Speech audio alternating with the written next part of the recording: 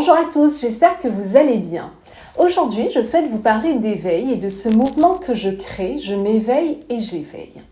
L'éveil est un processus. Alors pas pour tout le monde, il arrive que des personnes vivent un éveil spontané, par exemple après une expérience difficile, une crise existentielle, une grave maladie, une dépression, une EMI. Donc oui, des fois la souffrance peut aider.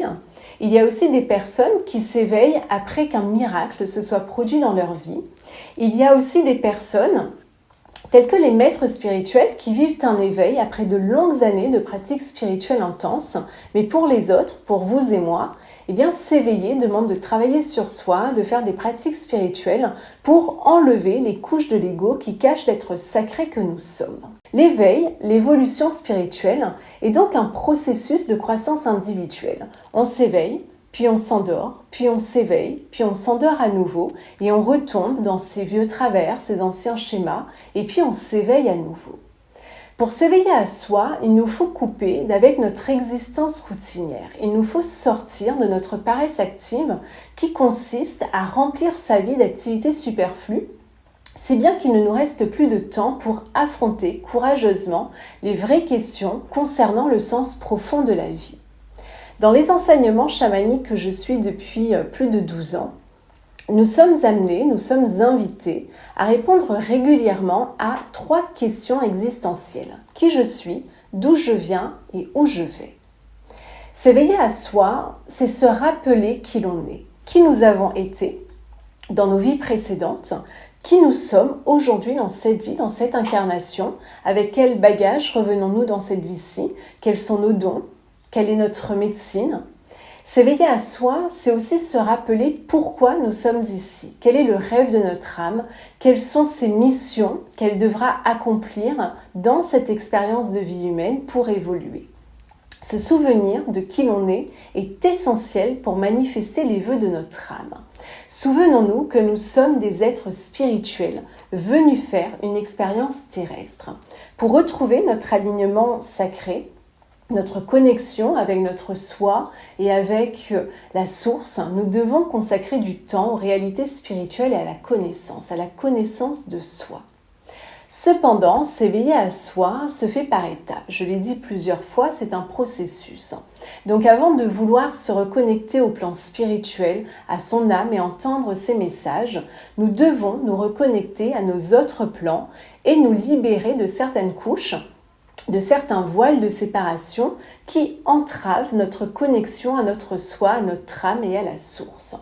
Nous devons donc apprendre, dans un premier temps, à nous reconnecter à nos plans physiques, émotionnels, mental et causal. Plus concrètement, nous devons nous connecter à notre corps physique et observer nos actions, nos comportements limitants. Nous devons identifier nos maux physiques, nos douleurs, nos maladies, toutes ces choses qui se sont cristallisées un jour dans notre corps. Nous devons nous connecter aussi à notre corps émotionnel et identifier toutes nos émotions cristallisées. Nous devons nous connecter à notre mental et identifier nos pensées limitantes, les jugements, les critiques que nous émettons sur nous-mêmes et sur les autres. Nous devons identifier nos conditionnements, nos schémas répétitifs, nos mécanismes de défense.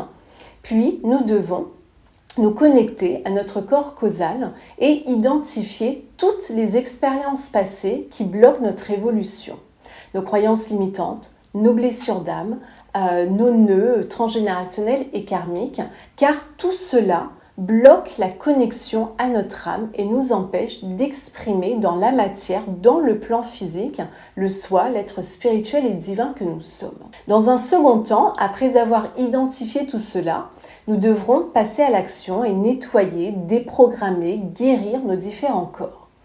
Plus nous travaillerons sur nous-mêmes, plus nous enlèverons de couches et plus nous nous éveillerons à notre nature spirituelle. Il est important de comprendre que ce que nous croyons de nous n'est pas la réalité. La réalité n'est pas celle que l'on perçoit avec nos sens limités. La réalité est bien plus vaste. Il nous faut donc changer nos perceptions, augmenter notre conscience parce que notre conscience humaine est limitée et nous limite. Nous croyons en effet en une identité personnelle, unique, distincte, et nous nous identifions à elle, mais celle-ci n'est qu'une construction. Nous avons construit notre identité, notre nom, notre réputation, notre famille, notre cercle amical.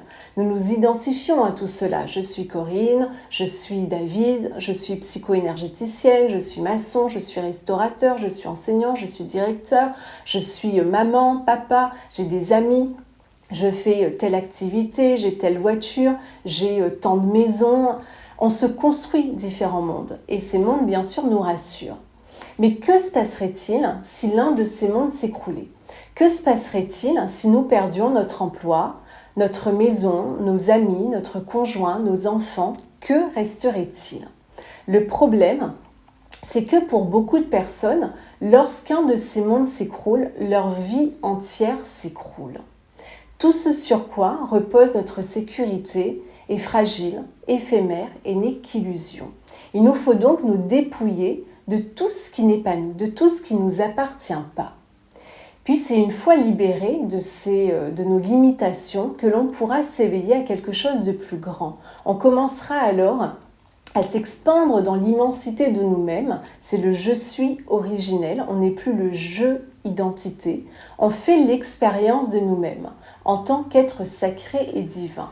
Tout ce qui n'est pas vrai et authentique va commencer à disparaître. Alors attention, nous restons humains, notre mental sera toujours présent, nos pensées et nos émotions également, tout cela a une utilité, tout cela nous aide à vivre une vie incarnée, mais nous ne subirons plus les mêmes attaques venant de notre mental. Toutes les histoires sur nous, sur les autres, sur le monde que nous nous racontons et qui créent d'énormes souffrances inutiles disparaissent. Une fois nos blessures guéries, on ne se sent plus persécuté, jugé, rejeté, humilié, abandonné, trahi. Nous devenons des êtres libres, conscients et éveillés.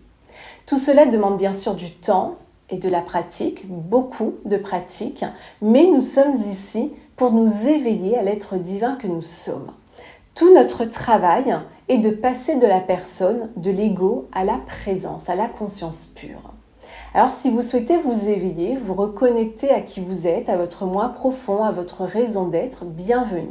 C'est dans le plus grand respect que je vous accompagnerai et partagerai avec vous mes connaissances. Attention, je ne prétends absolument pas être éveillée, loin de là, je suis en chemin comme vous. J'ai simplement à cœur de partager avec vous mes connaissances, mes prises de conscience, mes expériences et comme je le disais dans ma première vidéo, certains enseignements chamaniques qui ont transformé, qui ont révolutionné ma vie. Donc si cela résonne en vous, abonnez-vous à ma chaîne YouTube et à ma page Facebook. Et dans la prochaine vidéo, je vous parlerai de l'esprit, de l'âme et de nos cycles d'incarnation. D'ici là, un pas après l'autre en conscience, éveillez-vous.